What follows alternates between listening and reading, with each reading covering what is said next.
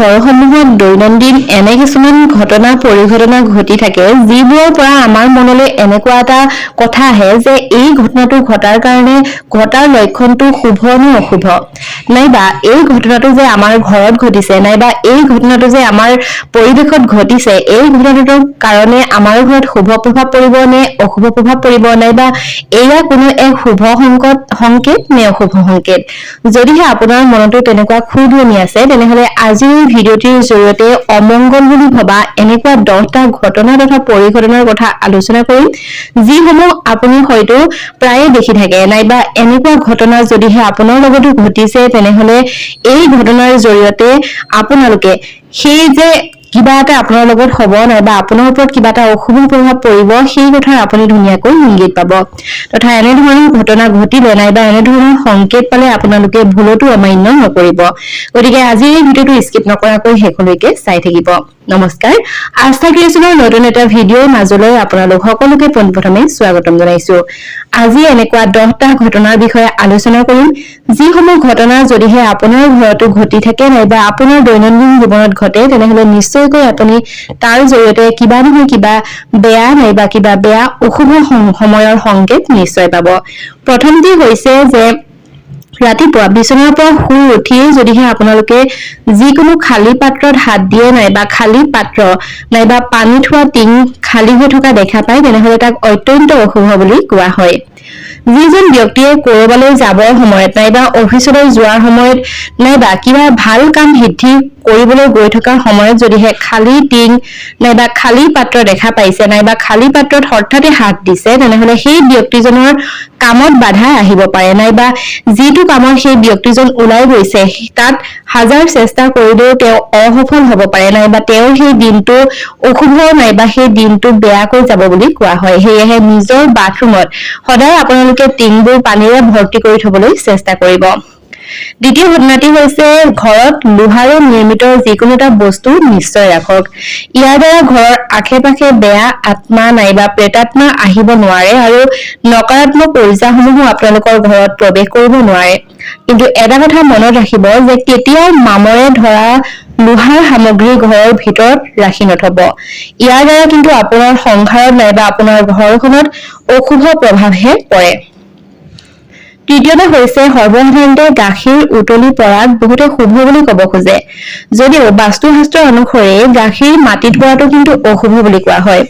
যদিহে আপোনাৰ প্ৰায়ে নাইবা সদায় গাখীৰ উতলি মাটিত পৰিছেহি তেনেহলে ইয়াক কিন্তু কোনো দুৰ্ঘটনা নাইবা কিবা বিঘিনিৰ সংকেত বুলি আপোনালোকে ধৰিব পাৰে।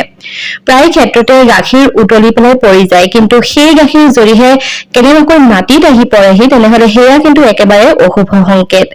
চতুৰ্থতে ঘৰৰ আইনা নাইবা চিচাৰে বনোৱা যিকোনো বস্তুটো যদি হঠাতে ভাঙি যায় নাইবা কোনো কাৰণ নোহোৱাকৈ ঘৰৰ আইনা নাইবা চিচা ভাঙিছে তেনেহলে সেয়া কিন্তু একেবাৰে অশুভ লক্ষণ। কেতিয়াও ভগা আইনা নাইবা ভগা কাপ নাইবা ভগা প্লেট ইত্যাদি ঘৰত থৈ নিদিব। আমাৰ বহু লোকৰ এটা অভ্যাস আছে যে ভগা আইনাত মুখ চাই, সেয়া কিন্তু আমাৰ পূৰ্বজসকলে কয় সেয়া একেবাৰে অশুভ লক্ষণ। ভগা আইনাত কেতিয়াও মুখ নাচাব। এনেকুৱা কৰিলে আপোনাৰ ঘৰলৈ নকাৰাত্মক শক্তিসমূহ আহিব পাৰে। যদিহে আপুনি এতিয়াও বহু ক্ষেত্ৰত দেখা যায় যে আমাৰ ঘৰসমূহত যদিহে কোনো আইনা ভাগি যায় তেনেহলে সেই ভগা আইনাখন নি পেলাই বহু লোকে বাথৰুমত ব্যৱহাৰ কৰে মুখ চাবৰ কাৰণে নাইবা বহু পুৰুষে ব্যৱহাৰ কৰে নিজৰ দাঢ়ি কাটিবৰ কাৰণে। যদিহে আপোনালোকৰ ঘৰতো তেনেকুৱা কিবা ঘটনা পৰিঘটনা ঘটি আছে তেনেহলে নিশ্চয়কৈ সেই নকাৰাত্মক শক্তি আনিব পৰা বস্তুসমূহ আজিয়ে ঘৰৰ পৰা আঁতৰাই দিয়ক। পঞ্চমতে হৈছে ঘৰত মেকুৰীয়ে কন্দা নাইবা কাৰণ নোহোৱাকৈ মেকুৰীয়ে কাজিয়া কৰা। দুটা মেকুৰীয়ে একেলগে কাজিয়া কৰা শুভ সংকেত বুলি কোৱা হয় যদিও ইয়াক কিন্তু ঘৰলৈ আহিব পৰা ভৱিষ্যত সময় নাইবা বেয়া সময়ৰ ইংগিত বুলি কোৱা যায়। বহু সময়ত ঘৰত মেকুৰীয়ে ৰাউচি জুৰি কান্দিবলৈ আৰম্ভ কৰে। যদিহে আপোনাৰ ঘৰতো তেনেকুৱা ঘটনা পৰিঘটনা ঘটিছে তেনেহলে আপোনালোকে সেয়া বেয়া সময় নাইবা কিবা এটা বেয়া হবলৈ গৈ আছে বুলি ইংগিত পাব পাৰে। বাস্তুশাস্ত্ৰ অনুসৰি ঘৰত কুকুৰে কন্দাকো অশুভ বুলি মনা যায়। বিশ্বাস কৰা হয় যে কুকুৰে কান্দিলে কোনো ব্যক্তিৰ নিশ্চিত মৃত্যুৰ কথা কোৱা হয়। অৰ্থাৎ যদিহে বহু কুকুৰে একেলগ হৈ ৰাতি কান্দিবলৈ আৰম্ভ কৰে তেনেহলে সেই সময়ছোৱাত নাইবা সেই সময়ছোৱাৰ ভিতৰতে আপোনাৰ পৰিৱেশত অৰ্থাৎ আপোনাৰ ওচৰ চুবুৰীয়া কাৰোবাৰ মৃত্যু ঘটাটো কিন্তু নিশ্চিত।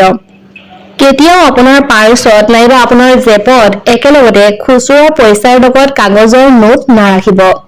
কাগজৰ নোট আৰু খুচুৰা পইচা একেলগে ৰখাটো খুব বেছি বেয়া বুলি কোৱা হয়। ঠিক তেনেকৈ সোণৰূপৰ সামগ্ৰীও একেলগে থব নালাগে বুলি কোৱা হয়, অৰ্থাৎ ইয়াক অমংগল বুলি কোৱা হয়। ঘৰত মকৰাৰ জাল হোৱাটো তথা বহু বেছি এলান্ধু হোৱাটো কিন্তু একেবাৰে অশুভ লক্ষণ। ইয়াৰ লগতে আপোনাৰ ঘৰলৈ দুখ পোৱা চৰাই নাইবা যিকোনো চৰাই আহি যদি হঠাতে মৃত্যুবৰণ কৰিছে তেনেহলে তাকো এক বেয়া সময়ৰ সংকেত বুলি ধৰা যায়। বাস্তুশাস্ত্ৰ অনুসৰি ঘৰৰ পৰা ওলোৱাৰ সময়ত যদিহে হঠাতে আপোনাৰ হাঁচি আহিছে তেনেহলে সেয়াও অশুভ সংকেত। যদিহে আপোনাৰ লগত তেনেকুৱা ঘটনা ঘটিছে তেনেহলে আপুনি পুনৰ ঘৰৰ ভিতৰলৈ গৈ পানী অকণমান খাই নাইবা কিবা অকণমান খাই ঘৰৰ পৰা ওলাবলৈ চেষ্টা কৰক। ঝাৰু কেতিয়াও থিয় কৰি থব নালাগে নাইবা ঝাৰুত কেতিয়াও ভৰি লগাব নালাগে। এনেকুৱা কৰিলে মা লক্ষ্মী ৰুষ্ট হৈ পৰে আৰু ঘৰলৈ দৰিদ্ৰতা আহে বুলি কোৱা হয়। গতিকে ঝাৰুডাল আপোনালোকে এনেকুৱা ঠাইত ৰাখিব যাতে ঝাৰুত আপোনাৰ ভৰিটো নাইবা কোনো লোকৰ। গতিকে এই 10টাই আছিল কেইটামান ঘটনা তথা কেইটামান পৰিঘটনা যিসমূহৰ জৰিয়তে আপোনালোকে কোনো এক ঘটনাক সংকেত তথা কোনো এক বেয়া সময়ৰ সংকেত নাইবা অমংগল বুলি ধৰা হয় আৰু এইসমূহ আমাৰ পূৰ্বৰে পৰা চলি আহিছে। গতিকে ভিডিঅ যদিহে চাই ভাল পালে তেনেহলে নিশ্চয়কৈ লাইক কৰিব আৰু আপোনাৰ বন্ধু বৰ্গৰ লগত নিশ্চয়কৈ শ্বেয়াৰ কৰি দিব।